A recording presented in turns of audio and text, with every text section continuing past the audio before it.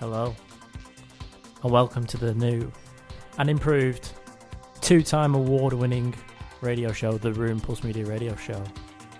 Joined as always by my co-host Jack, and we'll be shortly joined by Tom. We'll be discussing all things film and TV related, as we do every week. If you can guess this week's soundtrack, be sure to comment on our Facebook page or tweet us at The Room Pulse Media Radio Show. Thank you, and enjoy the song.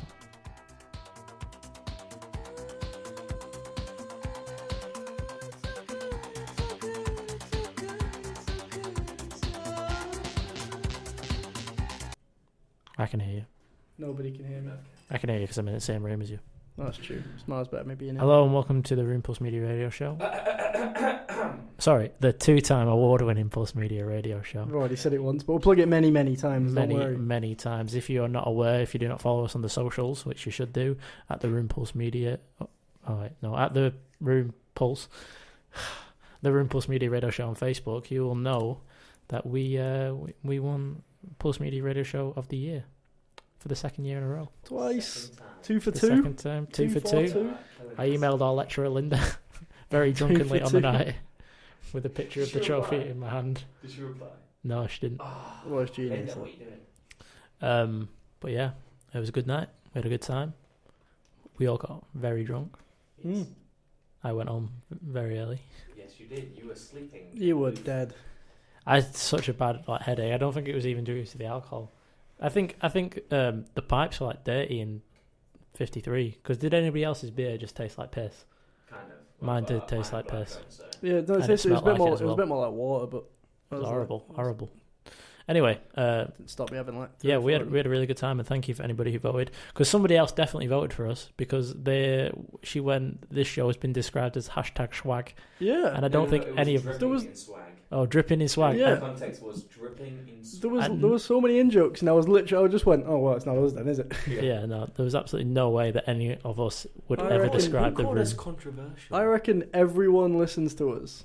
Yeah, but on the low key. Well, somebody approached me afterwards and said, he works in the paper and was like, it was like deadline day and I had loads of work to do and I was just sat there in the office laughing at your radio show, but I didn't tell anyone that I was listening to it because they thought they'd be offended. Yeah, and that's what we like to give people. That's the thing. Controversial. It's got a cult low-key following. But we're in the social spaces now, aren't we? So not at this time. I think it stops at 5 o'clock. No, I hope we're not in the social spaces. That's why we said can play piss whatever about we 4 want. times. That's why we can sort of play whatever we want. You have to play the chart music until 5 o'clock. Oh god, okay, fair. Anyway, if you can guess this week's soundtrack, that'd be rubbish. There'd be no point to our show if we had to play. Because music till 5. Kill our show. Why would that be, Jack? Well, that's because we run a competition that nobody's ever won. Because no one participates. Because no one ever participates. Apart from our friends, but our friends it doesn't count. Aren't worth it. So don't value your friendship. If you can guess tonight's soundtrack from the songs we play throughout the show, then you'll win absolutely nothing. Or something. Maybe we're feeling nice. We'll buy you a really awful pint in 53 degrees. Yeah. And then you can be sick. Or even give you a voucher for somewhere. Who knows? As you'll be the first person who I won't be chipping in. Tom's full body massage vouchers. All inclusive. With a happy ending. Nice. I wouldn't expect anything less. On this week's show, we're going to be talking about the best and worst of certain filmmakers and stars' careers. So we're going to try and come to some sort of, I'm not sure what the consensus on. We'll see what we can do on people's careers and maybe where they've excelled and where they probably let themselves down. Sold out, because everyone's. And we'll do all the big names, and we'll do some lesser people, and maybe some. So if you listen at home, you'll be able to join in with this one. Agree or disagree, let us know on the Facebooks, the Twitters. Yep. And where would we find those, Josh? Oh, well, you can find them on our... Well, if you're listening on YouTube, which is a very strong possibility. You've already found it. They should be on the screen, like literally that you're looking at. It should say The Room, hosted by Josh, Tom and Jack. The Room Pulse Media Radio Show on Facebook, at The Room Pulse on Twitter, and theroompulse@gmail.com if you want to contact us with business inquiries. So, yeah, that's how they find us, Tom. That's how they find us. Good. If you want to find Tom's address, he lives at I don't. Actually, I was going to start reading out your address, but then I remember I have no idea. Don't know what what his address is. I know where you live. I just Far don't away. know. Yeah. I do, yeah. Near the hospital. Over the rainbow. Over the rainbow. Okay, so do we want to start with any news to kick this off with? This week, film news or film reviews, anything that you've seen that you want to talk about? I've seen Infinity War. But yeah, there's like... Do you want me to tell you all the spoilers? No. Cat dies. Don't. It's so good. I'll tell you now, there's a certain someone that will kick your ass It's so from their Facebook post good. if anyone reveals it. Don't worry, I Is won't. that Tim? I won't. No, funny enough, he won Manager of the Year. Who? What? Good old Dan. Did he win Manager of the Year? Yeah. Radio Manager of the Year. Oh, fair enough. Yeah. I know he got up on stage. Did you notice? Sorry, just to sidetrack because I don't know if you noticed, but we won Pulse Media Radio Show of the Year at the Pulse Media Radio Twice Show Awards. in a row. Sorry, yes, yeah. The Pulse Media Radio Show Awards. They had like the same three speakers awkwardly get up and speak, but like they alternate them every three. So it'd be like, "Welcome back, such a person to the," because they didn't have like enough people to give out an award to different people. And like, what was different to this year to last year is the same people kept winning everything. Like some people went on with like 2 and 3 awards. Yeah. It's because there was no one else was nominated. But we were only nominated for one, which makes I think us that's why better. they took like a register when we went in, because they were probably like, "Oh, this person didn't turn up, not winning." And that's why they didn't announce the nominations till today. So That's a good point. yeah, Yeah, well, there you go. yeah. As you said, Jack, Chicken Oh, yeah. Chicken Run's sequel. What? Yeah. Well, I think what they've done is, this early man's not done as well as they wanted it to do, so they've gone right. Scrap making an entire new idea. Let's just work on something that they've seen what Pixar are doing. We're making Incredibles 2, and just seeing all the memes of people going, "Oh, I'll kick your kid if he comes to the cinema to watch it with me." So they've just gone right. What I'll do, make Chicken Run. I don't know if it's as soulless as that, because I don't think Nick Park works that way. It's probably more likely the case that it's been like, right, we'll do this passion project, but then you're doing Chicken Run 2. I imagine that it's sort of higher up's choice, because it's one of those. There's no mention of him in this. I guarantee that you will see memes in the coming months, years, whatever, before it comes out, that will say, "If you take your kid watching Chicken Run 2, I will push him out of the way." I'll put money on it, because it's literally just what you're going to see. 2000, I was 3. Tom was Same. about 20. Tom was 47. Yeah, He's aged well. Chicken Run 2 flaps into cinemas. Meanwhile, Aardman is working on sequel Shaun the Sheep movie for Armageddon. God, no, that was our awful spin-off. Maybe they're building a that shared didn't need to be. universe. I heard the Shaun the Sheep movie was actually really good. Yeah, I've heard that as It well. was supposed to be really good. I watched it recently Got on 5 TV. stars in all the review magazines. The Shaun the Sheep, I watched it recently on TV. I had no idea it was Mel Gibson in the lead role. What? Until like the credits came up. Yeah, he plays Rooster or Rocky, whatever his I name is. thought you were going to say yeah. play Shaun the Sheep and just watch around saying no. Barb. Yeah. Wait. No, that's Mel. That's what's his name? Baldy, Fast and Furious. Vin Diesel. Yeah. He's good at doing roles, then, isn't he? With no noises. He plays I Am Groot, doesn't he? Yeah. I Am Groot. But yeah, I'd see it. Quite like that film. I don't know what they do in the sequel. Maybe they've got a family. Chicken Sprint. Chicken. Or maybe Chicken Sprint. they get surrounded because they put themselves on a bloody island in the middle of a bloody lake and they can't swim Chicken Walk. or fly. Well, I sort of did at the end. I reckon mean, They that's built it. an I airplane. put money on that being it. but Chicken they Run's get a bit of surrounded a and bit of a people one-trick behind them. pony, isn't it? Chicken Run. It's a bit like. Right, Well, so it's a they're parody gonna- of The Great Escape, so they could parody something else, another war film. I suppose. Go for it. They could parody like Saving Private Dunkirk. Ryan. Schindler's List. Dunkirk. Schindler's List, the Chicken Run. God, that'd My be the God. best in money. That'd be the most hard-hitting animation you've ever seen. The storming the beaches of Normandy and these chickens. Using flamethrowers and they're just cooking. Oh Deep my fry, God. like pouring oil off barricades, deep frying them. Do you Imagine. reckon the chickens would be using the eggs as grenades? They Yeah. used it as a rocket Yeah, they launcher in would. the first one. Could be like chicken head and it's like jar head, but so there's no action. It's just a look into PTSD and Tell you all that what, sort of I'd stuff. watch it. I'd watch it. this is my chicken. There are many like it, but this one is mine. Quiet Place sequel, yeah, I saw that one earlier. They announced that earlier today. That was always going to happen. I hope it's an anthology and not an actual straight spin-off. Yeah, it'd be much better as an anthology. It doesn't work as a sequel. Mm-hmm. Or what you mean, just shared universe? Yeah. because it's a great idea, but yeah. I mean, my problem with somebody who lives somewhere more the loud. thing is, it's not that it wasn't my problem with The Quiet Place. It's just that with The Quiet Place, it's what they did is all you can do. I think. Yeah. It was good that they took we're pregnant because then they have to make noise, whatever. But how do you up the stakes? Somewhere where there's more. I think at the start of the like a bit like if they're going for like the whole Cloverfield style, if you take it right back to the start of this whatever this thing, because you never explain like, why the monsters. Oh, are so like maybe small town suburbia. Nah, I know. I was people thinking like I city. think that's the beauty of it. Like, is Yeah, the fact that you don't know. the problem you is don't see them that much. Beauty will be ruined by having another film anyway. It's just going to turn into whatever. You start making sequels and sequels to things, it takes away from it being good anyway. I thought that was interesting it says people disappearing, but surely if everybody's making noise, it just then they're just getting absolutely. So they must have been walloped. somewhat selective in who they were taking to start with. But there's no need for them to be because I mean, yeah, they must have been, but there's no need for them to be because you don't know. Well, she does kill one with a shotgun, but only because his head's already heavily opened by noise. I mean, spoilers.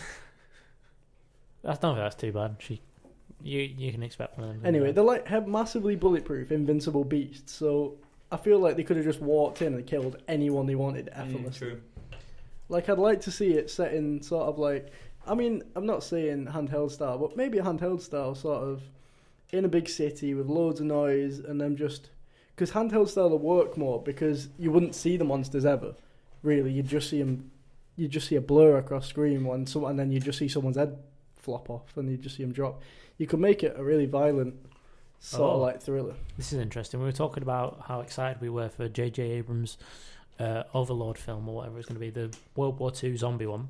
He's now saying that isn't a Cloverfield film; it's a standalone film.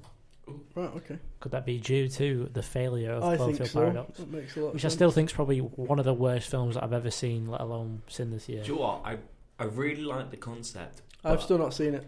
I've not got around to it. It has. Right. It basically tries to tie that universe together, which is the one thing that universe doesn't need at the minute. Yeah. You want to have a few more entries before you try and start to piece it together, if you even want to piece it together at all. Well, the thing is, the only thing that pieced it together was that last little bit at the end.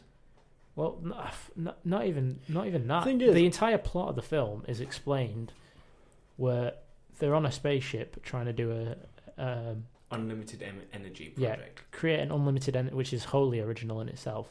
And some guy on the TV who's like the one weirdo is like, if they do this, there's a possibility they could do this and it would be very bad. And then, lo and behold, that happens and it's very bad, and everybody's shocked and surprised, apart from this one guy. See, I like the idea of like universes in film now. I really, because a lot of people are jumping on it after the MCU's done so well. But I mean, the MCU does so well because it's. I don't feel like you should do it for doing its sake, though. That's what I feel like. With a Quiet Place, it's cool because it's a Quiet Place was a really interesting, unique idea in a very small scale. Because The Conjuring paints itself as a universe now, doesn't it? And it's like I like the idea of universes when there's something that you can really get behind. When there's so many like the MCU, there's so many characters you care about, like a lot of them. And to what they're doing with like what they did with Infinity War, they build it up and then some of them really take it. Just don't talk about Infinity War. Some of them really get it, but that works because you care about the characters. Whereas, if you're making a film where it's like it doesn't tie any of it together, it doesn't work. But I suppose it's not. Yeah, I don't mind the idea of a universe because having like something to care, you actually care about it. The more it goes on, the more you care about it. If it stays at a constant quality like the MCU does, the more it goes on, the more you care about it. If it just starts dropping off, then kill it dead. But you did, however, say that there is a fourth film in development, but this is not it. I'll say. Well, they'll probably do some test screenings and see how it reacts, and then go right. It is Cloverfield film. It has tainted my sort of love of Cloverfield. Both I like Cloverfield, 10 Cloverfield Lane too much. It's not even like it's one you can like just disregard and be like, well, no, they did. Doesn't matter. It's right in the middle of the. It's so heavily connected to the first one. It's almost inescapable. Interesting. I am going to get around to watching it. Just not wasting my time on it right now. No, definitely not. It's just piss. What else is there to talk about? Oh, there's a new Venom trailer. Yes, you actually get to see Venom. It looks really, because it's just Tom Hardy. Like, this is me looking at like the effects of it. It's just Tom Hardy stood there, and then just black stuff comes out of his shirt, and he goes back to Tom Hardy with like normal clothes. He on. has said that he does play he is in the Venom costume a lot. It's just they don't want to reveal it too much. He's only revealed it. That's fair enough. But like at the moment, like obviously they're still in production. Like this is just like a teaser trailer of what they've got so far. So like the visuals are a base of what they're doing. Yeah, they've probably. So at the moment it looks a bit. That's probably why there's only one shot. I love the character of Venom though. I think he's so cool. I was looking at.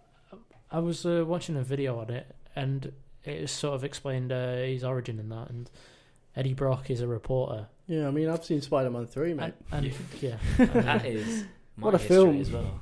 And Great film. I was going to say, no, my point was further to that I didn't really see them going with that origin with Tom Hardy, and even in the trailers, I don't know how convincing he is as a reporter. He just looks like Tom Hardy. Like maybe he's like a chiseled war reporter, but he's like, I think is this set in San Francisco by the looks of it? I think it is. No idea. And it just seems like he is like just a New Jersey guy living in San Francisco and is a reporter, and just I don't know, just the human scenes with him just didn't seem that. Yeah, the action stuff is fine. It could be an interesting one. Put it that way. It depends. Like, so what I'm me. going to look for is how much they have Tom Hardy as Tom Hardy rather than. Well, the poster looks really bad. I was saying this to Greg yesterday. The poster looks like. It's like it's one of those where it's half Tom Hardy's face. Yeah, and half it's really Venom. bad, isn't it? And it's like something that like a GCSE graphic design student would come up with, rather than someone who's being paid like thousands of pounds. Yeah, in the trailer as well. Like when Venom takes over his face, it's very obvious that they've just had his face there, and they just go and put like some crappy visual effect to come over and make Venom's face. Like it didn't feel like it was. It's like you say. In the scene. To be fair though, it isn't. I don't think it's fair to judge the visual effects of a film from a trailer. However, yeah, I don't think you should release something that looks that sloppy to get hype for it. That's the thing. But Skyscraper though, Dwayne Johnson hangs on. See the ring? So he's a married man. They've got his bum leg. I tell you what, he's lucky that he wasn't 4 inches to the right. What is a big shard of glass? There's a giant shard of glass. glass. We'll explain what we're talking about. We're no longer a visual medium. We're looking at a poster. We're looking at a poster of Skyscraper, the new Dwayne Johnson film, and he's hanging off the side of like this giant skyscraper, and just out of the window. But he's luckily holding on to the one bit which hasn't got a massive shard of glass on it. If he'd have held on to that bit, he'd chopped his fingers off and it'd have fallen right down. Can't be bothered with him. Oh, there's something to talk about. No, not really. On a sadder turn. I mean, Preston Kilburn Troy. I hope he didn't listen to our live episode. Oh, we are of course talking about Vern Troyer. Sadly passed away at the age of 49. Suicided. He did. Yeah. It's a terrible shame. Don't make the joke, man. I'm not making any jokes, mate. It's not a joke. Suicide isn't a joke. I'll put the links to mental health websites down below and suicide helpline and everything. If you're listening now, there are people out there. If you want to talk to us, we aren't professionals, but we will listen. So you can contact us on Mighty Joe Young's good. Have you seen that? Hmm? Mighty Joe Young, about a big gorilla. No. It's like King Kong, but it's not. Wait, is he in that? Yeah, he says that's what I said. Is Mighty he? Joe Young. Who's he in that? I don't know, maybe he's the big gorilla.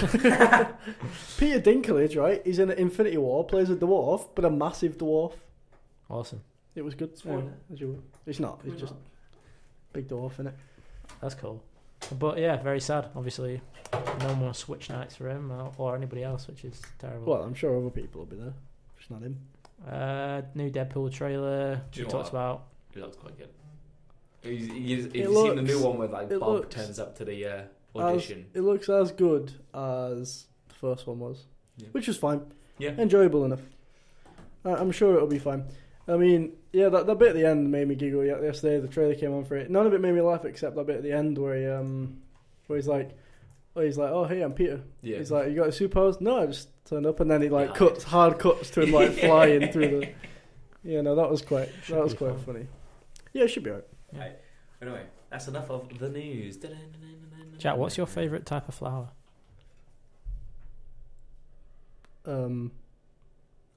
Delilah. Ridiculous. Nice talks. You look great. That's what we were saying to the boys the other night, because we won Pulse Media Radio Show of the year for the second year in a row, and it was a great night. We'll upload some more pictures of that night very soon. For a minute, it's just me, because the lads have popped to the shop. But anyway, oh dear, I'll have to cut that out. Anyway, we'll be talking about all things related to filmmakers and the best and worst work of each of them. So we'll do that as soon as they come back. For now, maybe carry on with some news or not. Here they come. I see them walking by. Yeah, we'll just wait. We'll just sit here for a second and wait for them to come in. Any second now. Any second now. Any second now. We're back. What do you mean you're back? You didn't go anywhere. Just in time. I mean, didn't go anywhere.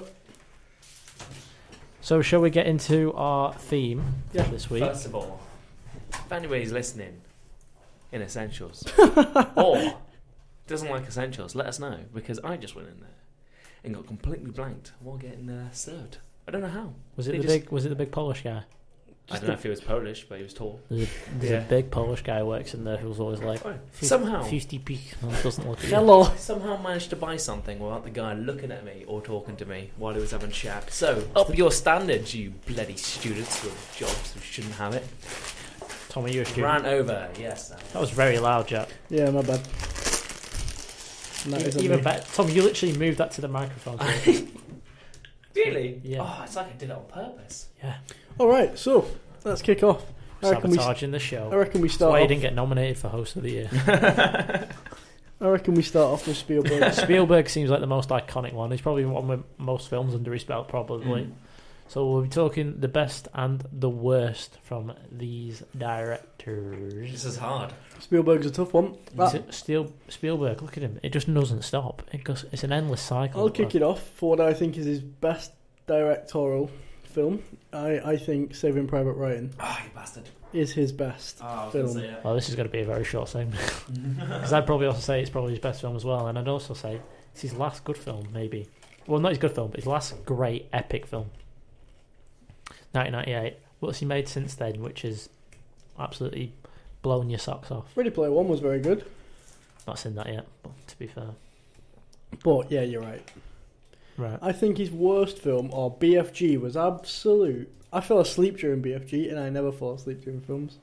I don't like Hook. Oh, I love Hook. Oh, don't. We'll start on Hook. Great. War of the Worlds is like... War of the Worlds is good. Yeah, I was about to say, people say like War of the Worlds is crap though. Like I It's enjoy not alright. it. It's weird. Just on Hook, I always say that I don't like Hook, and everybody's like, "Oh my god, how can you not like Hook? It's amazing," or whatever. And then the other day in our class, Stephen, one of our lecturers, Ian, one of our lecturers, was trying to call out the class for not knowing anything about films. Who was just saying, "Name your favourite film," and he was going through them all. Like, name your favourite film from this filmmaker, or name a film from this filmmaker. And I was just trying to come up with the most obscure ones I could think of. Just for a joke, I thought I'd put Hook, and he'd be like, "Oh, it's a great film, underrated." Or at Hook, he went, "That film is shit." I was like, "Oh my god." One time somebody agrees with me about it, and they think I messed it up. Yeah, but this is also a guy who can't run a class. Twilight Zone, the movie. Is the music playing in the background? Piano. It's piano outside. Oh, he's a There's always medium. one. There's always one.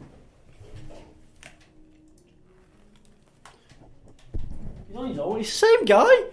Does Rico is the same guy? Is he back again? Yeah. Every time. Go on. Do you know what? So I think this was a quick one. So Saving Private Ryan, best, and then worst. I haven't seen it, but I'm gonna have to say the BFG because I've seen trailers and that was enough to. I did not like BFG. I fell asleep, and Yeah, like it I was said, I terrible. don't fall asleep. Mark Rylance, great, but I like the original. So The original BFG is a classic. I'm trying to think which of the one was the worst one that I've seen of his work. Oh wait, can we say AI is pretty boring, actually. To be fair, Yeah, I was gonna say that it's not a great one. It's not terrible. it's not a bad film. No. He doesn't have like many just straight up awful films. Like he didn't really. Indiana do Jones and the Crystal. that's not him. Oh yeah. Is that him? Is that him? Yeah, Oh, yeah, right, yeah, fair enough. Then. Lucas. Lucas wrote it, and he directed it. Who's eating something? Are you making sweets crunch? Or is that you? What are you eating? Can hear crunch. You're eating a Twix, aren't you? I don't like Twix, I like caramel. Alright. Well, yeah, I should probably say Crystal Skull's pretty awful. It's god awful. Not The so worst much. thing is Frank Darabont, which is like great writer, great filmmaker. He did like Green Mile and Shawshank and all that kind of stuff. Tom's favourite, The Mist. Yeah. He even came up with the idea to do the whole like D-Day sequence in Saving Private Ryan. Don't do this joke again. I swear to God. He came up with a military operation. Every time. Welcome back to the two-time award-winning show. That's a reference all the way back to Stephen King week, I think. Worth a listen. That was a good week, that one. Oh, you have to listen to us eating But off at Tom. he wrote the original Military plan. script to Kingdom of the Crystal Skull, and Lucas was like, "No, Aliens." don't like it. Let's write aliens instead." And Spielberg was like, "Well, I've known Lucas longer, so I'll go with him." Well, that's fair enough. Mm. I mean, you can't argue with that. Yeah. I mean, you can if it creates that piece of shit film. I know. George Lucas This made looks like his Star Wars. worst rated one, 1941. We've got John Belushi and Don Aykroyd. Japan's under attack on Pearl Harbor. I never even heard of this one that he made in 1979, but it does sound like a bit of a B movie. Well, it made 94 million at the box office. Never heard of that. Yeah, no. John Williams score. What about some of these more underrated films? My favourite film of all time is a Spielberg film, which is Catch Me If You Can. Came out in 2002, and I think it is a great film. I love it. Don't think it's like the best. Well, I love it. It's my favourite film. But don't think it's the best film ever made. And I don't think he's made a film to the standard of Saving Private Ryan since 1998. Another one similar, Terminal, I really liked as well. But again, not the best film ever. Lincoln was pretty poor. Boring a bit, isn't it? Very boring. He seems to be, and I'm not seen the post, but I've heard it's the same. Bit boring. Boring. Getting old, isn't he? He's getting older, and it just seems like he's absolutely smashing them out. He's doing he signed up to do a DC film, hasn't he now? Black Hawks, I think it is. Which sounds. It's about like a World War II thing. Well, one of his films is I don't think it's that well known, which is really good. Is Munich. I think Munich's quite well known. I've still not seen Munich, but Dad keeps pestering me to watch it. It's about in 1972 Olympics. The Olympics, yeah. Like, 11 Israeli athletes were just murdered by these Palestinians, like terrorists. These like 4 or 5 guys, can't remember exactly how many are. It's the Australian guy, what's his name? Eric Banner and Daniel Craig head this team, and they go off and they just mess up some Palestinians who killed their boys. But yeah, it's quite good actually. Quite good. There's a lot of films about. Obviously, Schindler's List is another great one from him. But what I think is one of his greatest hallmarks of this is, if you look at the years these came out, 75, 82, 93, 93, some of his best known ones, 98, he's kind of had quite consistent success over a long time. All the Indiana Jones films are great. Close Encounters is good. Bridge of Spies was alright again. It was okay. Matt Ryland stole the show. He doesn't make bad films, does he? No. Apart from maybe the BFG. This is Crystal Skull. Something I was saying to my dad last night on our way to Avengers was, when you're a massive director or so well known, when you like sort of rated to such a high standard, the second you don't make an absolute 10 out of 10 film, you make an 8 out of 10 film, everyone goes, Like with like Tarantino. Should we go to Tarantino next? Move on straight to Tarantino. Tarantino, obviously, I think what reference that is like maybe The Eightful Eight. Wasn't as well received as some of his other ones. Still a good film. I still think it's one of his best. I think I'll start off with his worst, because I think he has a one obvious worst film, and I think that's Jackie Brown. Jackie Brown is. I don't mind Jackie Brown, to be honest. I think it's a bit different from Pulp Fiction and Reservoir Dogs. And I think that sort of threw people off a bit, but I don't think it's necessarily a bad film. It's a bit too 70s for me. I'm not keen on that whole theme he went for. I like the 70s. As you might tell from my earphone. But, yeah, I think it's... I like Jackie Brown. I don't rate her as an actress, whatever her name is. Oh, probably why she's never been in anything else. She was in Mars Attacks. And that's what I know her from. I like Jackie Brown. It's a bit more of a... There's less action in It's it. definitely not a bad film, but No. that's what exactly my I don't point think it's as bad. I don't think you've seen this Death Proof. Death Proof is the only one I've not seen, the only Tarantino film I've Nah, not seen. I haven't seen either. Death Proof isn't bad either, but basically him and Robert Rodriguez were talking about their love of Not like part of a grindhouse. grindhouse cinema, yeah, where you play one film and then you play another film back straight after it, which isn't the same or in the same universe, but similar themes. So they'd play like back to back to back horror films or back to back to back westerns. So they both made like these short, like 30-minute films. And his was Death Proof, and the other one is Planet Terror, innit? Planet Terror. And yeah, Planet Terror is probably the better of the two, actually. Planet Terror is good. I really like Planet Terror.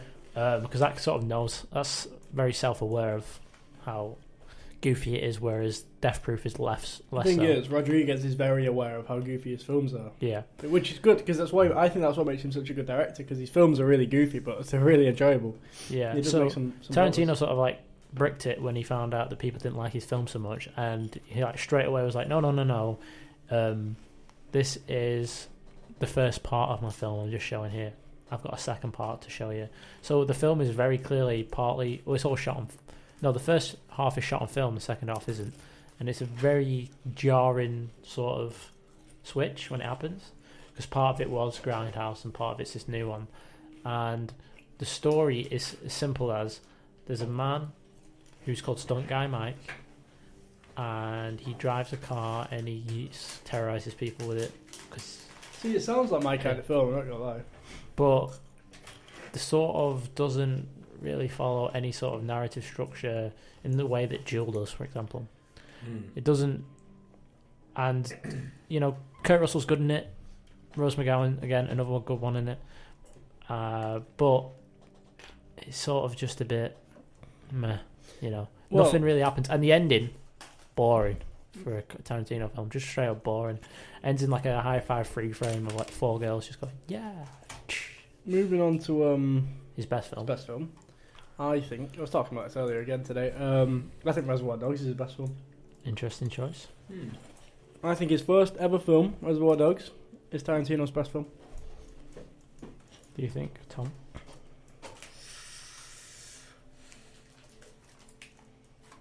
I don't know. Good answer. It's a solid answer. Welcome to Two-time award award winning. winning. This is a bit. You're probably going to disagree with me. I disagree with you. aggressively. You do, but it's either between. If you say Kill Bill, I disagree with you. No, good God, no. There's like my worst ones. Well, Kill Bill's good. They're just Django or Inglourious Bastards. I wouldn't disagree with you. I'd say Django's his second best film. Inglourious is my I'd say favourite. Inglourious is probably his third. Yeah. Steals it mainly because Christopher Waltz is my best. Is my favorite. Christoph Waltz. Christoph Waltz. There you go. Now you can get his name right. Walter. Who cares? W dog. Like I think the pair, like how everyone's like, oh, Tarantino is definitely going to have a Samuel Jackson character in it. Like I'm not fazed by that, but like if Christoph Waltz is in this film and works with him, I think those two work amazingly together. He's got a new one coming out called like Hollywood. What? Tarantino? Yeah. Yeah, it's Manson Murders. Yeah, but it's called like Hollywood Terror, I think, and it's got Roman Polanski in, and he would make a great Roman Polanski. Oh my god, I've absolutely. Oh fucking, I'll do. He would make a great Polanski in his new film. What's it called? Once Upon a Time in Hollywood. That's it. And it's all about the Manson murders, and Roman Polanski's wife was famously murdered by the Manson family. So let's see. Oh, it's got some of the cast down here. So Rick Dalton, Leonardo DiCaprio, Chris Boo, Sharon Tate. So Sharon Tate's the person who gets murdered. So that's Margot Robbie. That sounds interesting. That. Anyway, yeah, he would Should make be a good. But saying that, Tom, he would make a good Roman Polanski. Should get him up. Yeah, Glorious is my favourite Tarantino film. Inglourious is a brilliant film. His best. It's a tough one. Django is unreal. He did plagiarise the script completely. And I always prefer Reservoir Dogs to Pulp Fiction. So if I was to go again, I'd probably say my favourite is Inglourious. Fair. The best Very fair. is probably Reservoir Dogs. Fair I enough. think he said that Inglourious was his best written film, he thinks. or his best attempt at writing a film, which I think is fair. It's got some of the strongest It's got dialogue. some quality. I mean, let's be honest. Tarantino is probably the best. Well, up there with the Coen Brothers as the best directors. directors. Anyway, moving on. Coen Brothers. Do you want to come back with them after a Yeah. song? Let's have a song. Let's have a song. Let's have a song. I think Let's it's have a Defo. That one. this one. Yep. Yep. Nice little depressing song for you. Not the bees. jeez. What's this? That really hurt. That really hurt me in the heart. And Jack, how do you mend a broken heart? You don't. Back after this song. Comment on the Facebook page.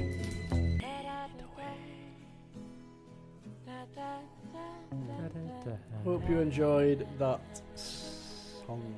Nice togs. You look great. That was also on Monday night. I made that joke before, but you weren't in the room, so I just made it again. Well, there we go. Yeah. Listeners have it twice. Twice. They're annoyed. Twice. Yep. So And welcome every back joke to here the is better the second time. Yeah, round. Do you know two what else? Good the second time. award on award.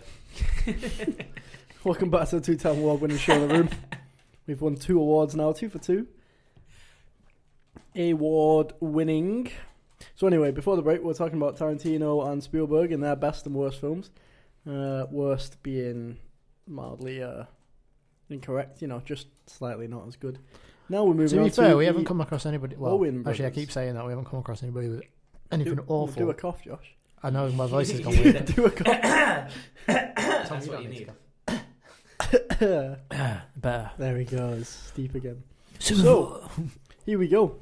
The Coen Brothers films. So I think it's easier to start with best here. I don't know. I There's- think that's hard. I think That's there's hard. there's about. See, You think no, even? they've made good films, but there's only 2 great films. I think. No. Well, I'd maybe say it's great 4. films, but there's 4. Right, can I great guess those films. 4? I mean, there's a 4 on the screen 4. in front of you, to be honest. those 4. Do you think? Would you not I- include? I think so. Would you not include this one with it? No, Or I don't think so. True, Not- right. Again. I'd say they're good, but I don't think they're great. Sorry, Interesting. we're talking right. So anyway, visual medium. visually, right? So I'm saying These guys actually have made some bad films. to they be have fair. made some pretty bad films, but I don't think I've seen any of the bad films, to be honest. Nah, same. So I think their best film, the Coen Brothers' best film, is Oh Brother Where Art Thou? Interesting. And it's a tough one because a very close second, and I mean a very close second for me, is The Big Lebowski. But Interesting. Oh Brother Where Art Thou takes that. See, I'd say Oh Brother Where Art Thou is my favourite Coen Brothers film, but I don't think it's the best Coen You Brothers don't think film. it's the best? I'd probably say it's between The Big Lebowski or Fargo, and I'm probably leaning more towards The Big Lebowski. Yeah, I think I love The Big Lebowski. I mean, the other 2. I mean, when I said a minute ago, there's 4 great ones. Those No 4 Country great for Old Men. ones: The No Country for Old Men, Fargo, Big Lebowski, and Oh Brother Where Art Thou. I really enjoy Raising Arizona, and I've not seen all of Miller's Crossing. That's supposed to be really good. Yeah, Miller's Crossing is good. It's a bit slow, but nonetheless good. So Barton Fink again, slow but good.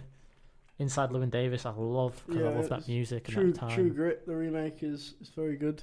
I didn't like Burn After Reading at all. Actually, I've I not really seen didn't. that. Really didn't. I don't enjoy think it. I've seen any of their bad films, so I'll have to say the worst Coen Brothers film I've seen is Hail Caesar.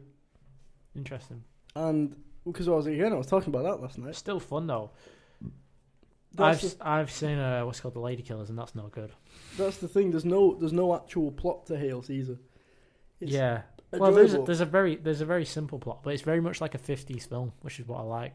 Set in that era, the 50s. Yeah, it's different. 50s It's Hollywood. different Coen Brothers. It's not great. But Coen Brothers, that's the thing. it's styled that way, where it's like there's a hero, clear hero, but the hero isn't the hero that you expect it to be. But that's not a 50s meme. But it sets up like there's the guy who's playing Han Solo now, Alden Ehrenreich. Right. That's the best scene, isn't it? Yeah, where he's jumping through the things.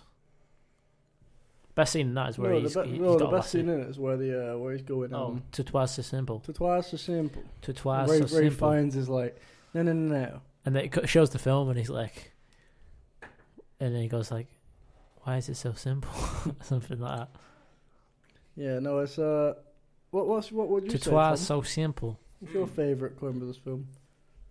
Some good ones on there. I've not seen The Man Who Wasn't There, It's hard or A because, Serious Man, or Blood Simple. I haven't seen Blood Simple. It's their first one. The 5 films that I've seen Of the Coen Brothers. are all great films, yeah. And they've got their own... Which are? Obviously those 4 there, and then True Grit. Yeah, True Grit is very good. True Grit's better than the original. The girl actor in that is brilliant, isn't she? She's quite famous now, isn't she? Who is She's a singer, Haley Steinfeld or something. Steinfeld. Haley Steinfeld. There it is. I'm sure she's a singer now. Oh, yeah, There we go. Spotify. Let me go. Most girls. Think about Capital it. letters. Of course. But no, Tom's favourite film. fuck off. It's hard because, like, all 5 films have a different... Yeah, they're different. They're really different. That's why I very like the Coen different. Brothers. So you can't really say one's better than the other because they're not, like, doing the same sort of, like, race. So... But I would have to say my favourite one out of them all is probably Big Lebowski. Yeah, that's fair show.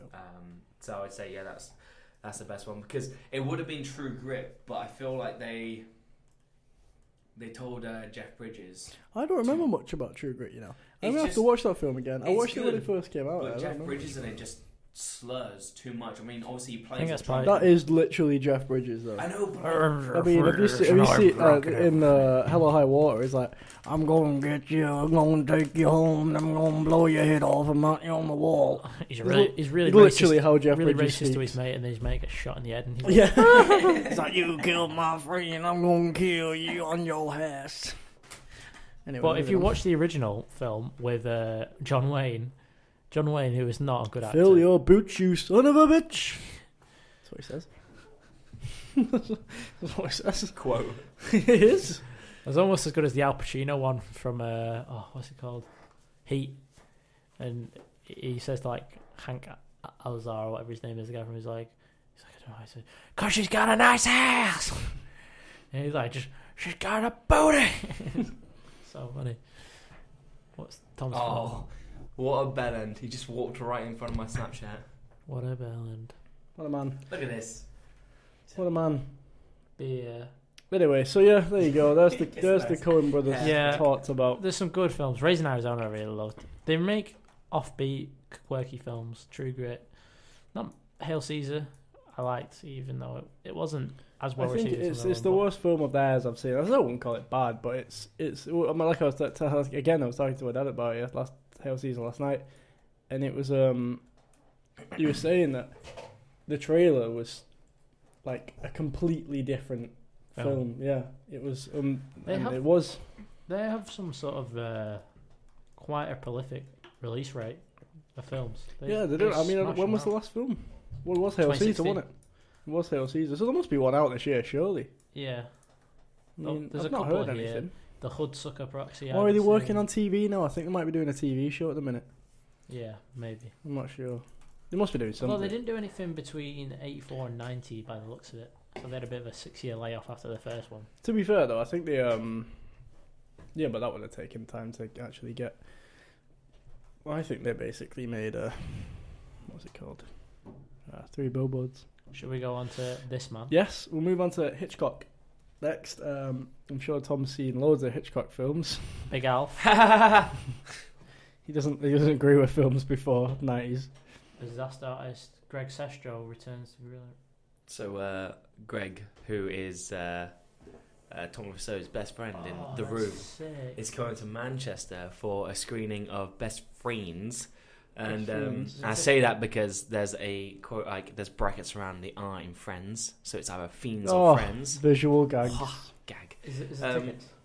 I believe so. And he's doing a Q&A while a cult screening of The Room. Oh, we have to go see that. Do you reckon? I feel like we have to, and then make a video about it. Definitely. When is it?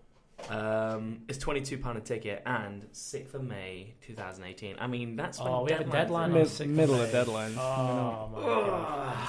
That's Do well we enough. blow off our grade to meet this cult hero? I think it's only an online submission. Anyway, so moving on. It's worth considering. It is worth Hitchcock, considering. best film, worst film. Best film for me, comfortably, Rear Window. Yeah, you like Rear Window. I do like Rear Window. You I've like been James Stewart though. I do like James. I mean, who doesn't like James Stewart? Wonderful Life is a wonderful film. I love Rear Window. It's close second is Psycho, very close second again. But I really like Rear Window. It's just, I don't know, it's proper suspense to me. Really. I mean, he is the master of suspense, and so is things like Psycho and Vertigo. But The Birds. Rear Window is, to me, I love it. I just think it's great because you don't know. The whole point is, he's seen this. He's this guy commit a murder, or what he thinks he's a murder, and you're never really sure whether he has done it. And then it's until you are, obviously. Right at the end, spoilers, but it did come out 70 years ago. Yeah, I'd probably have to agree with you there. I think I've seen that, and I've seen North by Northwest. But I couldn't comment on his worst film because again I haven't seen. I'd probably have to say maybe something like is it Click on Rope? Is Rope the one which he did in it's all in one shot? 4 shots. 4 shots, yeah. Sorry. Maybe that. I can't comment because I've not seen anything bad that Hitchcock's done. To be fair, but I know he did Rope as a sort of experiment, so I suppose that might be his worst. When did he die? Because I'm not sure. His films just seem to be 1980, Bel Air, Fresh Prince. Lived a long life. Did alright, did he? Did well for himself. Apparently a bit of a naughty geezer. If you catch my drift. Well, there you go. From one legend of cinema to maybe another. Oh, interesting one. Stanley. That's an interesting picture they've got of Stanley Kubrick there, isn't it? Very young, isn't he? You never see him like that, do you? You never see him like that. You always see him as an absolute psychopath old man who looks like he's gone insane. With a big bald spot right on top of his head. Playing D&D in his basement. Stanley Kubrick. Oh, on to Stanley Kubrick. Do you not recognise him by that first picture there? No, I did not. Made some pretty belting films. Redefined the film industry, some would say. His worst one's pretty... Actually, no. Again, I don't think I've seen a bad Stanley Kubrick film. Many of his films. Barry Lyndon is boring. Barry Lyndon is so boring if you ever watch it. I don't really like that sort of era of film. Oh no, yeah, no. I think I've heard that. This film is famous for being completely lit natural. Yeah, because he worked with NASA. That's why I've heard about to that. film in low light situations. So it's all natural, candle. Yeah, which is I incredible. think It is incredible. Kubrick's best film is Don't probably say The Shining. The Shining. Oh, I knew it. Knew you would. But just because Stephen King doesn't like it doesn't mean it's not a good film. The Shining was nominated for absolutely nothing. It's a great film. It's not. Oh, it is. It's slow. It's good. It's the That's whole sort of the point point, of it. Tom. It's a thriller. I know, but it's just. I can't. What? Do you not like The Shining? There's 3 characters not, in a no. house. Of course, it's slow. You're supposed to actually give a shit. Yeah, but when he goes it's just psycho and there's only a few points of it where it's just sort of explains what it is. I felt. No, I just didn't get it. It wasn't clear what the film was trying to. Shining or Full Metal Jacket for me. It's his best one. Yeah, speaking of Full Metal Jacket, he died, didn't he? The character actor that played. The drill sergeant. Yeah, he was actual drill sergeant in Vietnam, wasn't he? Yeah. That scene was improvised, wasn't it? Yeah, he just told him just to tell Apparently, what he did to his. He auditioned for that by doing a 14-minute take where he insulted the people he was auditioning to and didn't repeat himself once. Just fresh insults off the bat for 14 minutes. I couldn't do that without pausing. In about 4 seconds. Past of Glory is good. It's one of his first ones. Trying to think what my favourite Kubrick one is. It's easy to remember his worst ones. It doesn't look like that much when you do it like that, but it is. But I know he said that he felt a bit trapped by Eyes Wide Shut, that he'd sort of been duped into making his film. Wasn't Spielberg originally supposed to make it? Or AI was what he was meant to make, and then he sold the rights to Spielberg, and then he died not long after. But I mean, 2001: Space Odyssey is fantastic. His films are sort of generally quite long. I really love A Clockwork Orange. I mean, I think the whole thing of Kubrick is that he makes slow films. Have you seen 2001, Tom? okay, don't watch 2001. If you think Shining slow, never watch 2001. It It'd be is good for your practical effects. I was about man. to say I need to watch it for my practical effects. yeah, that the but bits it's where it's just I don't know. I knew what the story of The Shining was before watching the film, so then it kind of gave me like an expectation that probably did ruin it for me. Like I'm not gonna lie, it's not a terrible film. I just don't like it. It's not a terrible film. It's a great film. Yeah.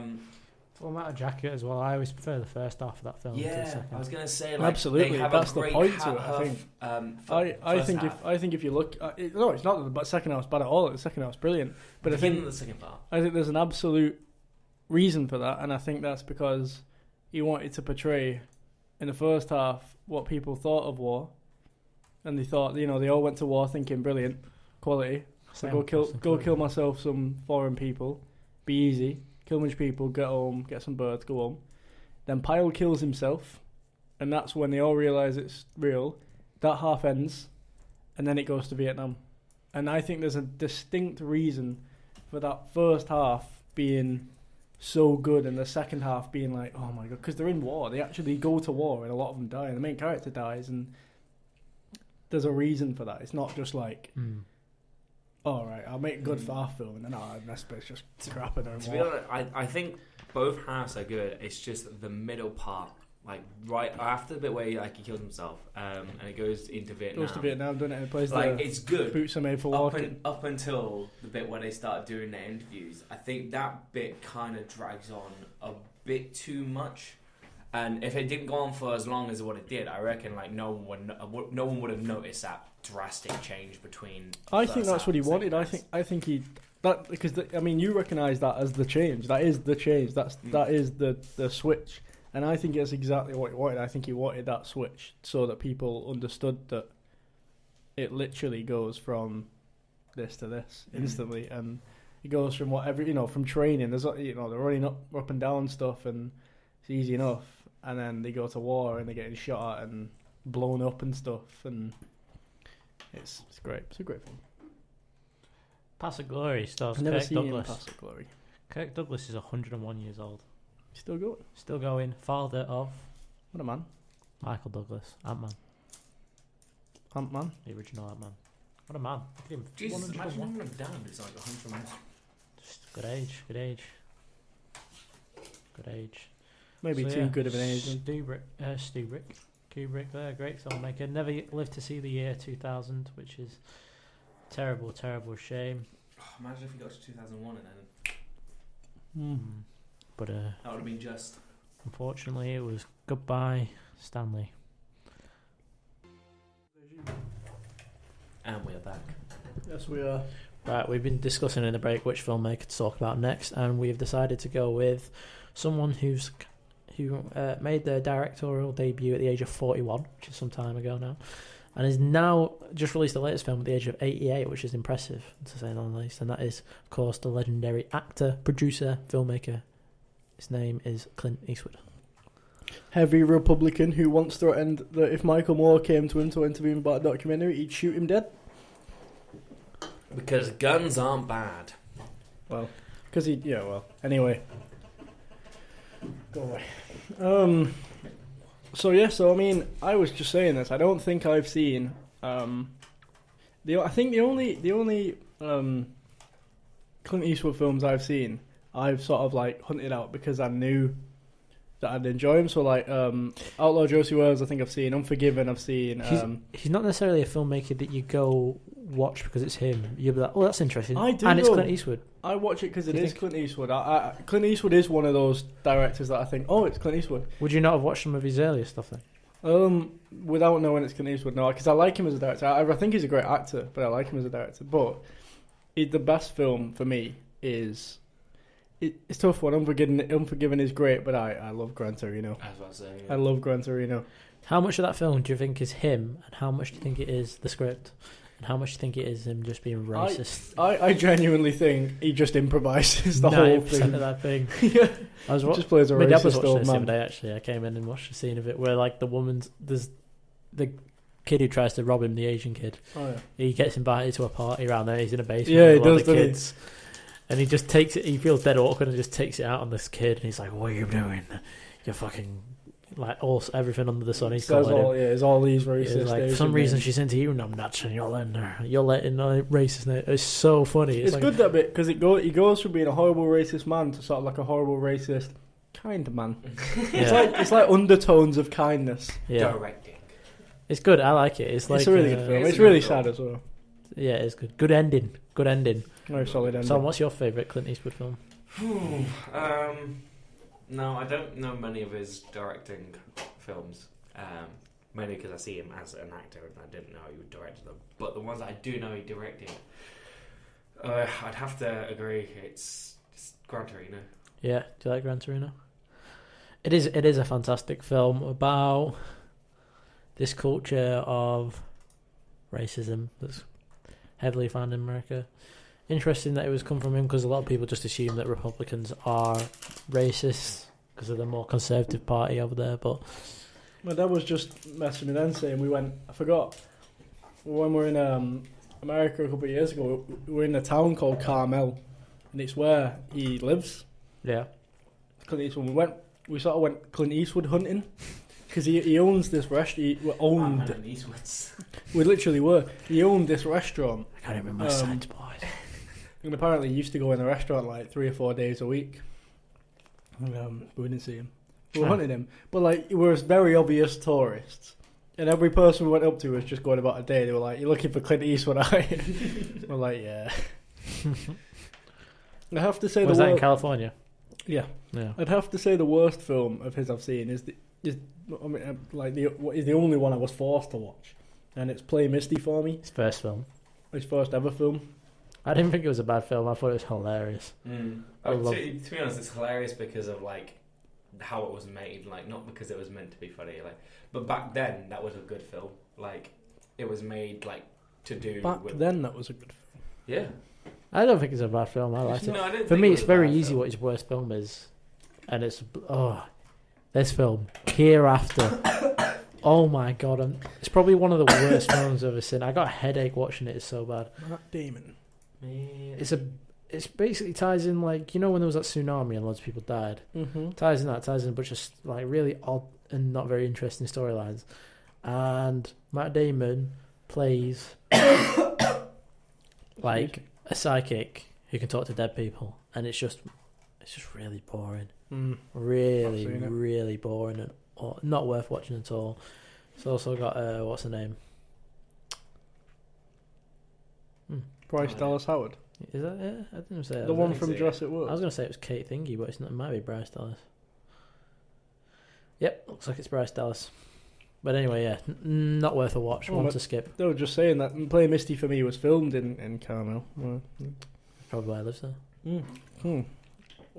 Anyway, moving on to Unforgiven, you said you liked as well. I do like Unforgiven. And the I Outlaw Josie like Western films. I just like Western in general. The theme. I'm sad it's dead.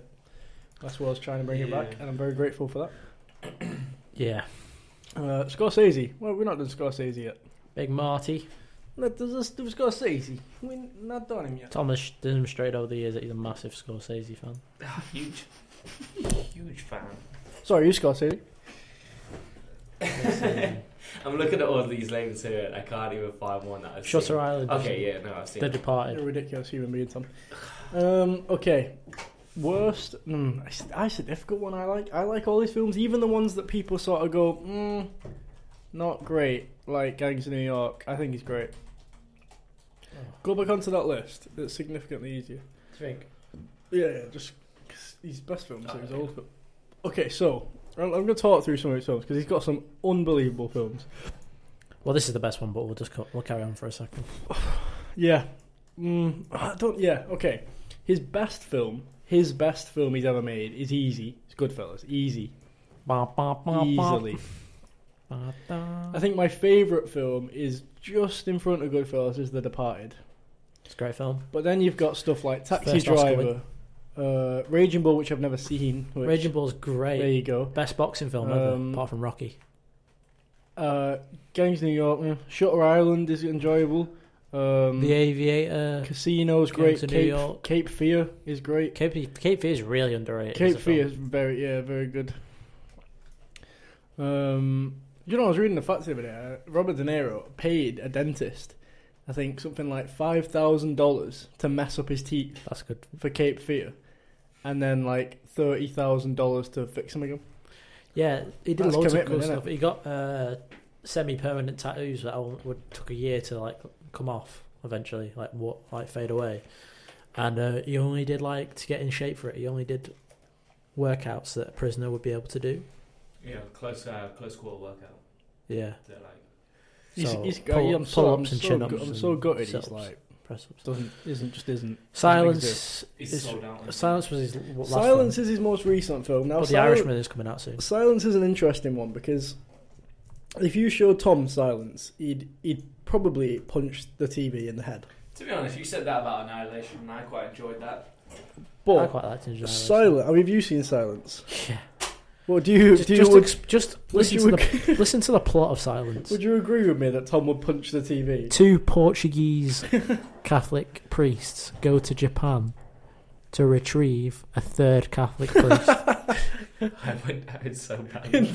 In 3 hours. I Was would it 3 hours? I Is it would 4 probably- hours? punch a TV, burn it, bury it, and In dump it in like the harbour. in like a 3-hour period, I think they find the Catholic priest in maybe They find him fairly early on. No, and he just doesn't want to come back. about 2 hours in. It takes about 2 hours to find Feels the early priest, on. and then he goes, "Nah, I like it here." And then Kylo Ren dies, and Andrew Garfield gets stuck pretending he's not a priest anymore. I'll tell you what. It's about the worth, Portuguese. It's worth watching once in your life, but I don't think I could ever watch it again. Yeah, I don't know what situation I'd be in where somebody would be like, oh, stick Silence on. Goodfellas, yeah. Taxi Driver, Departed, Casino, Wolf, all those. Yeah. Almost any Scorsese film I could watch at any point, right? Yeah, But it's a good compliment. something like Silence or that other one he did, Return of Christ or whatever it is, I could probably come bang on. The Last Temptations. Yeah. Probably couldn't it's whack them Willow? on. Willow makes a good Jesus, doesn't he? Mean Streets was a good one. His 3rd film, I think that was. The Irishman, his latest one. His best film, I think, is Goodfellas. Oh, his best film is undoubtedly Goodfellas. Probably my favourite. I do like The Aviator as well. But I was going to say, actually, what he has that no other filmmaker we've talked about so far is he's quite well known for his documentary filmmaking as well. Yeah, he's done a couple. He made this film, George Harrison, Living in a Material World, which is undoubtedly very interesting if you're a big fan of the Beatles, George Harrison, or popular music, and examines the life of him in like 3.5 hours.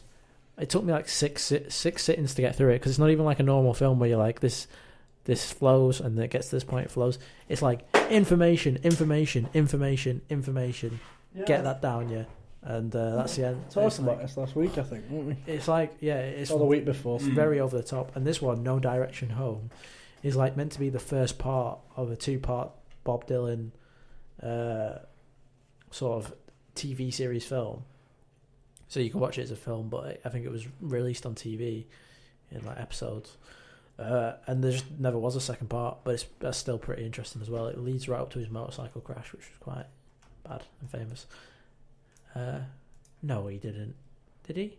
No, I was going to say Shark Tale's up here. I was like, he didn't direct that, did he? But no, he must have. Oh no, he plays the guy who owns the Whale Wash, doesn't he? Anyway, moving on.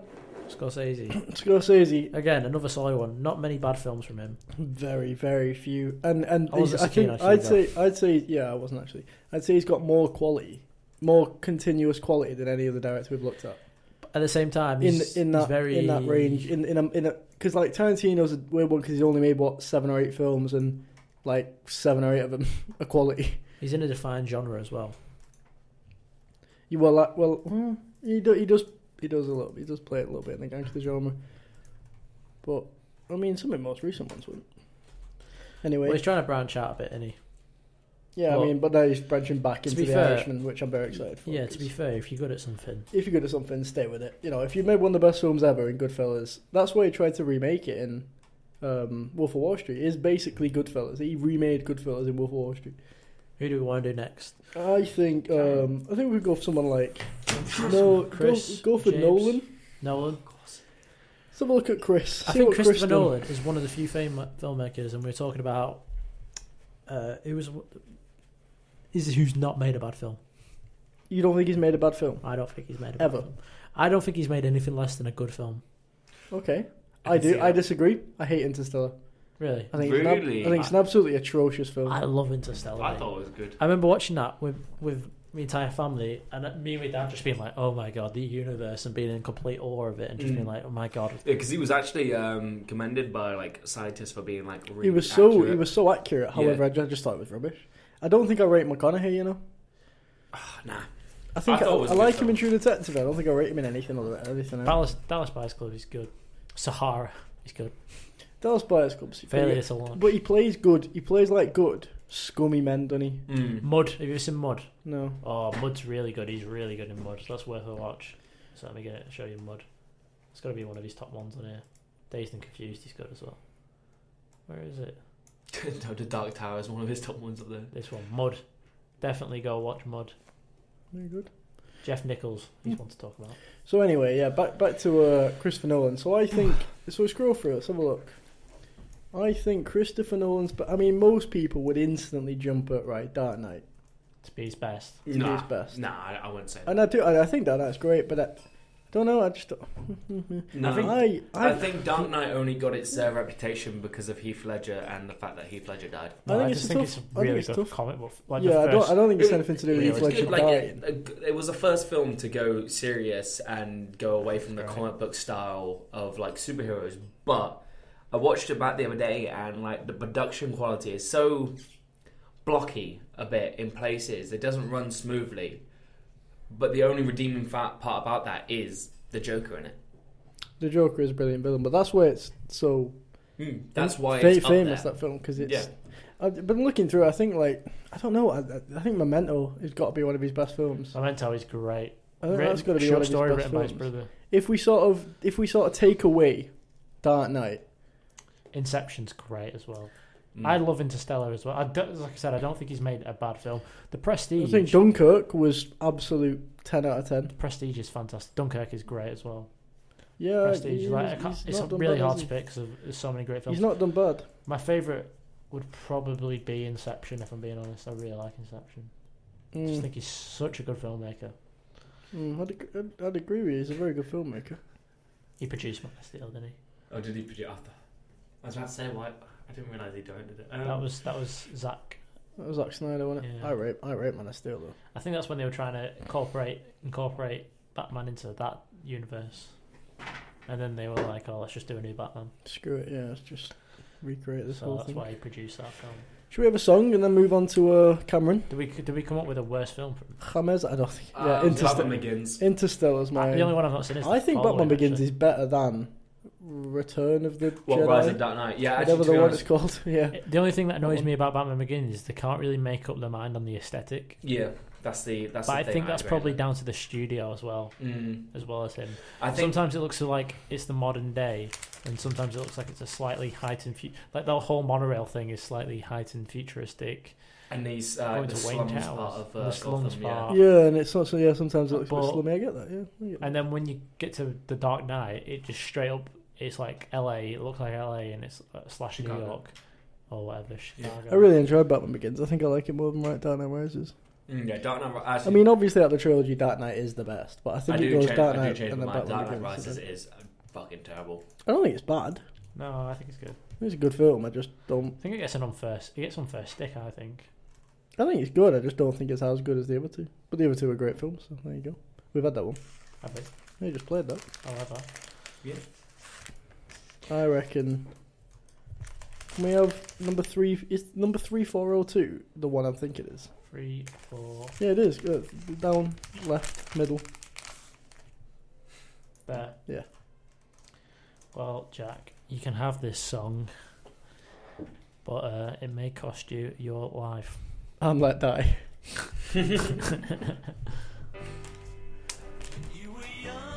The song, the film this week isn't Bond, by the way. Just in case you're. That'd be cheating. Or is it?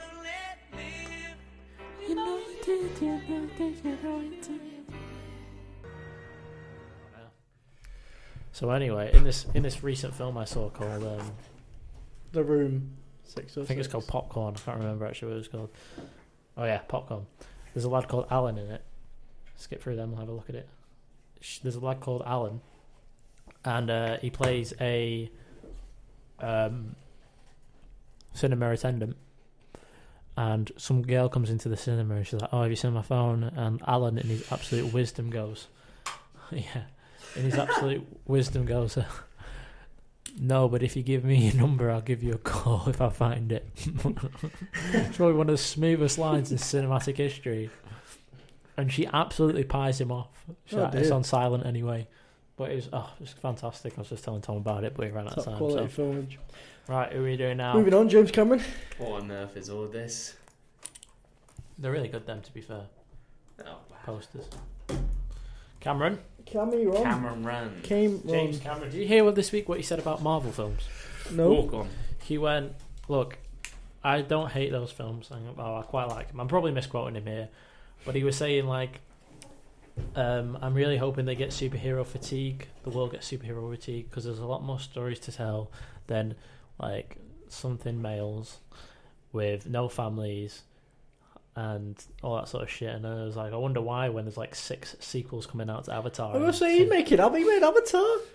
Terminator. And to be fair, they're not all just men. Oh, to be honest, like Terminator was like Hawkeye's got a family. Was like one of the first like strong female lead characters. I suppose so. She's not even lead though. She's supporting. Yeah, but they could. Yeah. Aliens, but Alien before that, so he's not even a revolutionary in that. No, I don't know. Aliens is better. Though. Hands down, Terminator 2, best film. Good shout. Not even gonna like. It's a good shout. Myself. Let's scroll through. Let's have a look. I think that's a solid show. He's not made that many. Are you sure you don't like Terminator Genesis more? What you mean? The one where he got paid to go, if you love the original Terminators, you'll love this one. I don't think he got paid for that because he's the richest man alive, basically. Like, he's so rich, he probably... somebody probably puts his underwear on and for him. He's convinced that rich. to say that about I'm sure Genesis. they sent him the DVD and were like, check this out. He watched the first 15 minutes, and because he's busy doing Avatar stuff, he watched the first 15, 20 minutes. What are you busy doing this weekend, James? And to be fair, Avatar stuff. The first 40 minutes or 30 minutes to Genesis was really good. So he probably watched that and was like, "This is sick." And then was like, Arnold Schwarzenegger first. I got Avatar stuff to do. I'll be off. They come back in like, "Oh, what do you think of the film?" He's like, "Oh, it's so good. It's not finished yet, but I'm so good." Avatar stuff. Yeah, we just say that on camera first. That's all he's been doing since the year 2009. It's just Avatar stuff. Well, what did he do between 97 and 2009? No, but didn't he have Avatar planned out like 20 20 years in advance? But he could never do it. No one wanted to fund the 200 million budget. Yeah, and like bloody hell, nobody. Nobody wanted to make Silence. Martin Scorsese tried to make that for like 20 years, and nobody would make it because it's awful. Have you heard though that they're doing a new Terminator film, but it completely cuts out 3, 4, and 5? Yeah, and restarts after the second one. What's wrong with 3? He's got the rights back to it. The 3 isn't great, to be fair. It's not that great, no. It's better than like the other 2, but like not the first 2. Jeez. No. Yeah, no, I'd have to agree with you. Terminator 2 is probably James Cameron's best film. If not, Aliens. Aliens. Yeah, Terminator 2 like or Aliens. What would you say his worst one is? I didn't like The Abyss one. Well, I didn't mind The Abyss. I've not seen The Abyss. It's just full of horrible people. And I'm sure they're all horrible because he was probably horrible to them as well. Piranha Part 2, The Spawning, his second film, or his first feature. He used to be a truck driver before he was a director. That's quite the leap. Yeah. Sort of thing that you'd do that, Tom. You'd suit being a truck That's driver. what we'll be saying in years. Used to be a PT before he was director. My mum said you look like a Billy Goat when she saw a picture of you. So did mine. So did mine. Mr. Tomness. That's exactly what my mum said. She was like, he looks silly, doesn't he, with that beard? And I was like, oh! That's the first backlash I've heard with this beard. Oh no. To your face. And it was 2 in 1. Yeah. I don't mind Avatar. It's very forgettable. No, I think Avatar was a great film. Genuinely have not seen Avatar I don't think since 2009. Right. Jack, explain Avatar. I will. Pocahontas. Big tree. Blue. Big tree. It might be sat on top Bigger of trucks. Might be big tree, bigger trucks. The end. Might be sat on top of something that they want. Maybe. So they want to chop down big tree. Big tree. For unobtainium. What about big tree? But blue people live in big tree. Yep. But they have guns, so And kill, they have kill bow blue. and arrows. And they have flying dragons that I think you attach your umbilical cord to them. Yep. And then That's very weird. They have sex that way as well, so it's not very clean either. And then Think about that. You just put that in your horse, basically. And a disabled man becomes big and blue and walkable. And then in the end, he leaves his disabled white little body. Doesn't his bird die? No, his bird doesn't die. His bird dies. dies. Oh yeah. His bird comes back alive because she's permanently blue now. No, he And comes he's back alive permanently because he's blue. permanently blue. I thought that was his girlfriend. No. Oh, Jesus Christ. Sigourney Weaver tries to go blue permanent and she can't have it. She dies. Can we make an episode before we finally wrap up the We'll Room just try and show sum up films of really summing badly. up films poorly. Like the aim is to give a really bad description. Why is that not a good description of Avatar? It's a bunch of blue guys in a big tree with bigger trucks. Disabled guy finds new life in tall tree Disabled through guy. blue trick and tries to preserve at all costs. Disabled guy joins Blue Man Group, Blue climbs guy tree, relives his life with legs in virtual reality. Yeah, but has sex with umbilical cord. One of the weirdest scenes in that is when he's in his body and she picks him up and puts the mask on him and she's like 8 foot and he's like more than 8 foot, she's like 6. 10 foot. Yeah. And It's like she's holding like a she's child. like got him in one hand like a baby and he's just like, I love you, and she's like, yeah. It's so weird. It's so fucking weird. I'm still gonna probably watch the sequel just to see what it's like. I'll watch all 5 like, of them. Don't worry. I really do love Avatar. It's a great. I don't think I remember it being good. Now I think And back at it, but God, that's I'm it's glad just that forgettable. they waited until when they did to do it, because can you imagine like 90s or 80s like graphics of blue people in trees? You mean Crazy Rock? Wow, a feature Okay, film about moving Crazy on. Rock. Oh, alright. So I don't think what's he's made his worst enough film? films to talk about. Well, probably. Yeah, it's weird because you think he either- probably would have done by now, but Well, his worst film is probably Piranha 2: The Spawning. I've not seen True Lies. Fun fact: the bad guy in True Lies lived in my hometown. Village. was it Roger Deakins? Was it No. Bill? Was it No, Bill he was in Paxton? the other town next Oh, door. sorry. But like Bill Paxton. no, that guy. Art Malik. Yeah, lived in the village over from mine. Weird. I'm I didn't not know even you were making this from- up. I didn't know used you to were get- from Pakistan.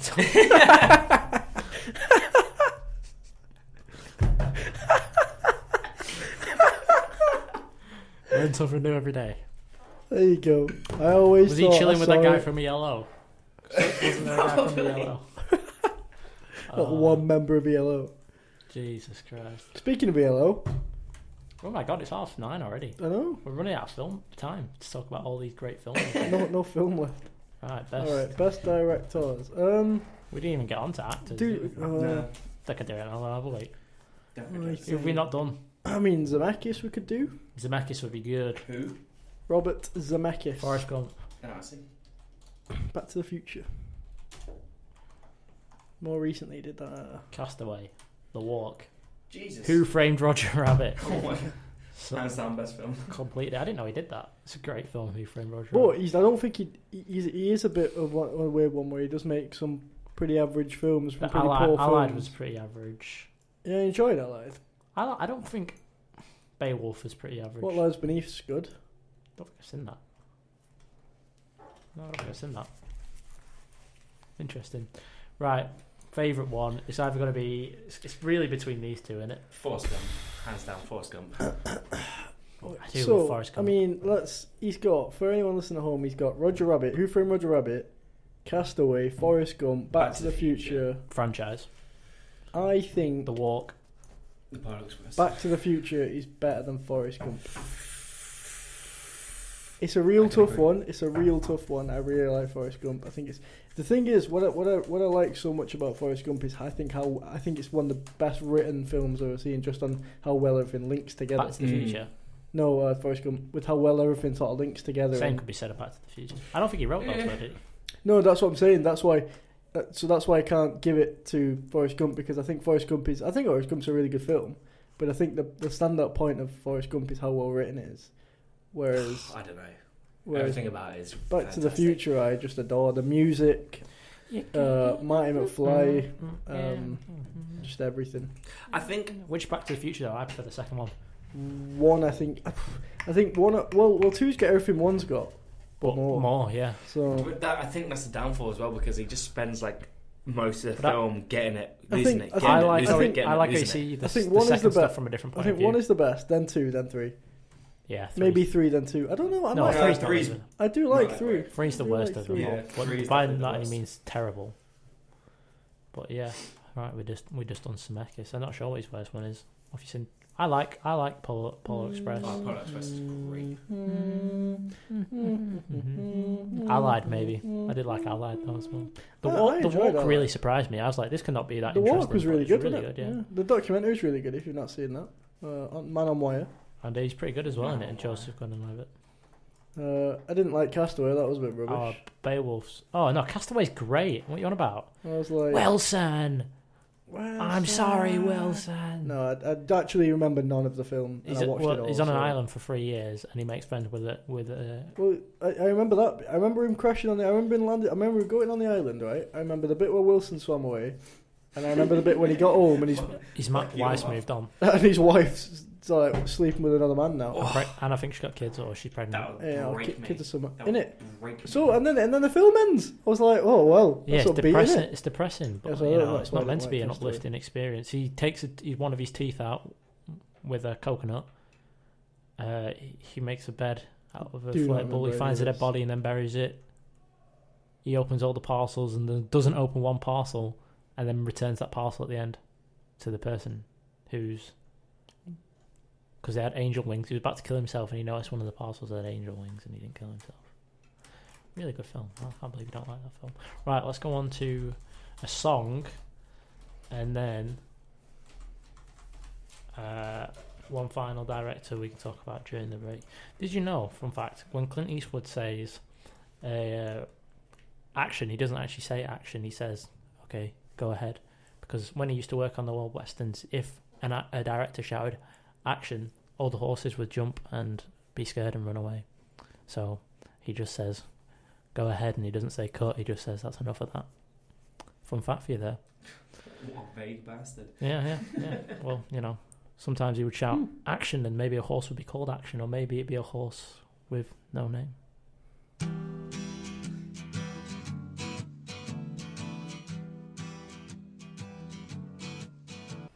Spent the entire time trying to work out what else that was in. We eventually found out it was Breaking Bad in the scene where he gets pulled over by a cop and pepper sprayed. And BoJack Horseman. That is not the soundtrack. No. It's not We are looking soundtrack. Is for- not Breaking Bad. Right. We have probably time for one more director. Ba-da, ba-da, ba. The ones we haven't done: Francis Ford, Woody Allen, Ridley Scott, Paul Thomas Anderson would be good, Ridley Scott. or Fincher, Let's do Ridley Scott. or Fincher. Let's do Or Ridley Thomas Scott. At least To we be honest, Ridley Scott, I'm just gonna like slam. just so slam much. Prometheus. It's fine. Yeah, there's actually probably quite a few to diff on it. There we go. Okay, so with a resume boasting Alien, Blade Runner, Alien Covenant, Prometheus, Gladiator, The Martian, Robin Hood, Legend, All the Money in the World, The Kingdom of Heaven, Exodus, Gods and Kings, Black Hawk Down, Counselor, Thelma and Louise, Hannibal, The Duelist, American Gangster, Body of Lies, A Good Year, and some other stuff. Some other stuff. I think it's Assassination of Jesse James. He didn't do that, did he? He didn't do. no, No, he he must have didn't do produced any it. of these other ones. He probably production. Okay, hands down. Alien, I Best one. prefer Prometheus. Blade Runner, and Jack prefers Gladiator. correct. Ooh, Well, yeah, we've got our first three-way split. It's only took all night. three-way split. Go on. Right, Right. Are we explaining why? Blade Runner, revolutionary, Mm. cool. Absolutely. Harrison 10 Ford's out of cool. 10 film. You can watch that film 6 different times because there's about 6 different versions of it. It's fantastic. Yeah. Is it? Although Yeah. the director's cut's the only one you should watch. Jesus. There's Director's cut is the best one. It's mostly just the ending that Do changes. you know what? And The some last VFX. time I watched Blade Runner was just before 2049 came out, and I could rewatched it again, and it was not the director's cut, and I didn't realize until the that end. he started. No, until Oh, he there's started, narration. There's voiceover, There's a really and it was really rubbish. There's a It was really- actually really rubbish. I think that's the one they released in the end, which is like the studio The film version. is bad where, with the voiceover. It's yeah, weird. famously Harrison Ford was like, didn't want to do this voiceover, and Ridley Scott didn't want him to do the voiceover, but the studio wanted it. So he figured if he did it really badly, they wouldn't put it in, and they still put it in. So it's just like Harrison Ford going, oh, da, da, da, da, And da. the ending's really And bad. it's really horrible, chunky dialogue. Like, I think one of the lines in it is, it's like, oh, he's a real piece of shit. Back in the past, he was the sort of guy that called black people. It's just like, okay, it's like really jarring right in the middle of like this scene, Jesus. and like he's the sort of guy that calls black people. You know, it's really weird. But yeah, it depends on the version you get, but it's still pretty good. Tom, you like Alien? Nothing else? I do. Alien, again, 10 out of 10 film, it's easy. Revolutionary. best horror you'll ever have. I disagree with that. Production. It's not the best horror film amazing. ever made. Like factually, it's just not the best horror film ever made. Alright, It's fair, a great, fair. it's a great Best horror sci-fi film. horror. I'm gonna narrow it down. to- No, I wouldn't even say. I'd say The Thing's a Right. better sci-fi horror than, Yeah, I'd say than that as Alien. well. I do like the thing. Yeah, you do. Nah, because I'm looking at like suspense You're wrong, Jack. and contention. Like, he's telling me I'm wrong. I'm telling him he's wrong. Let's go for it. No, Fight. Sounds like a Monty Python. no, I think You're all wrong. It's Exodus, Gods and Kings is the best one. Correct. No, it's Jesus not. Christ. It's Alien. Let's just move on. Jack, why Gladiator? I just like Gladiator, innit? It's all right. I just really like Gladiator. Russell Crowe The at his music, the ending. I like sword fighting. I like the era. I just like Gladiator. I just like Gladiator. Just like Yeah, it's Gladiator. pretty good. He makes good films, and then he makes some not so good films. Robin Hood, Does make some not so good films. boring. I can't believe Robin you Hood went was straight for so Robin Hood before you went for bad. Prometheus or Alien Covenant. Just learn to run sideways. In it, just Shayleys.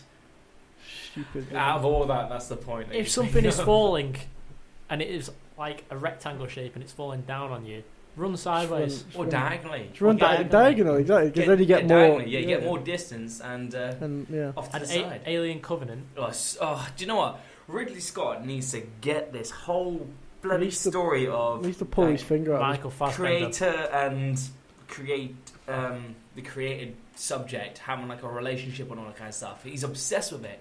He does it in everything. And it's really annoying. Do you remember that scene in Just Alien him blowing his Covenant own pipe. where? Well, he's like, I'll do the fingering. You blow. yeah. I'll do the fingering. You blow. No joke. If you haven't seen that film, that is a quote. And it's a film that all could have been stopped just by scientists being scientists. Just scientists. I don't know. If They're you go to just- an alien planet, even if the air is breathable, it still may be toxic. You know, just like if you go to certain places on this I know, planet, you might be literally. oxygen, but it's still toxic. Like- you know. Just At wear a least suit. in So the wear a first suit. one- At least in the first one, they had suits, and yeah, they did that douchebag thing where they take it off in the middle. But these other idiots go down to this planet, and they go out into the atmosphere with nothing on. No hazmat suits, no like protection or anything like that, and it just screws them over. Kingdom of Heaven, I enjoyed this, but Yeah, I it's like good. I like medieval I've films. got I like a Orlando Bloom, three-part to be DVD set fair. with Tristan and Isolde and Black another film. Black Hawk Down is a good film. Black Hawk Down's a really good war film, Um, starring everybody. That film's got literally everybody. everyone ever. Everyone. Look at that. Ever. Orlando Jesus. Bloom, Tom Hardy, Eric Banner. It's even Ewan got McGregor. Ewan Bremner in. Ewan What other Bremner. film has Ewan Bremner in? Jason Alien vs. Isaacs. Predator 1. This guy. Kim Coates. This guy. Yep. This Jesus. guy. Everyone. It's got That guy. everyone. That guy. He looks ill. Anyway, It's literally got everybody. it is. You It's a name great them, they're in film. that film. Also, Thelma and Louise is great. Thelma and Louise. Body of Um, Lies is awful. I've seen that. And you know what? So is American Gangster. That one's actually quite popular, but it's boring and hard to watch. It's probably one of the worst Denzel Washington performances I've seen. And A Good Year. And Good Year is pretty bad as well. It's like a It's a romantic bad year for film. Yeah, so But it's Good pretty easy Year. to find these hot. It's trying to find the worst of the worst. To be fair, they're not as bad as Robin Hood, and Robin Hood's Oh, not I as don't bad know. as Exodus King. I'd well rather watch Exodus and Robin Hood over. I do never want to watch Prometheus ever again, or Alien Covenant. Without man.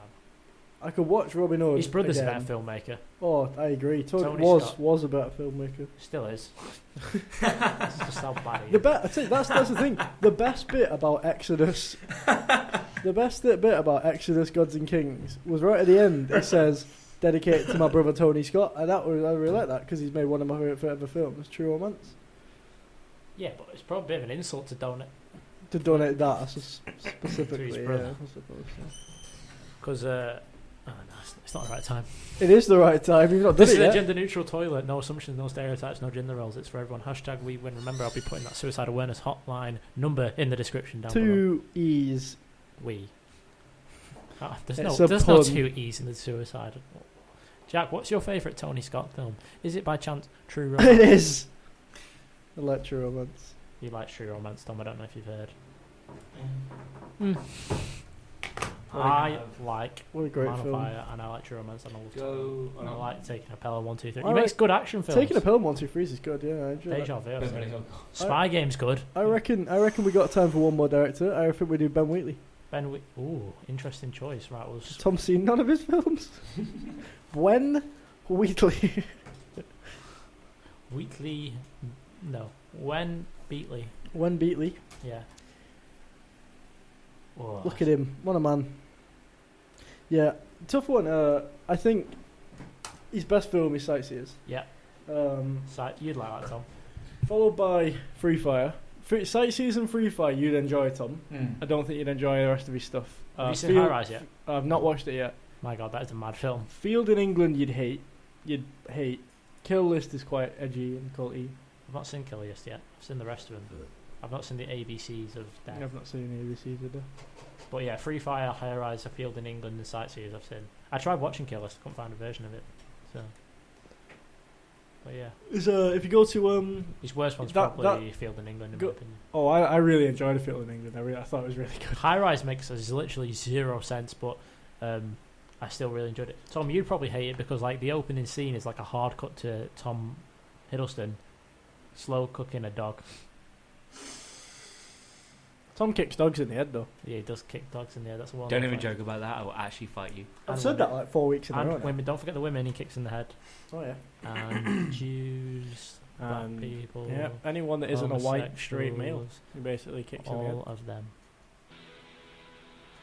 Here's some David Bowie. This has been the Room Plus Media Radio Show. Thanks for listening. Thank you. Thank you. We're saying 2-time goodbye. award winning. Well done, everyone. Thank you for everybody who voted and supported us. It's been a good road. It's been a good journey. We've still got about 4 more episodes, maybe 3, and then it's About 3 more over at episodes. Pulse. Maybe it'll carry on. Maybe it won't. We'll Who see. knows? We'll see what we can crack, get in works. But thanks for listening as always. I hope you've enjoyed this week's soundtrack. The competition's still open if you can guess this week's soundtrack by this final song. Live listeners, we're not going anywhere. We'll still be here. A lot of people on YouTube. This is goodbye. Thank you. See you next week. Tom, you saying bye? Bye.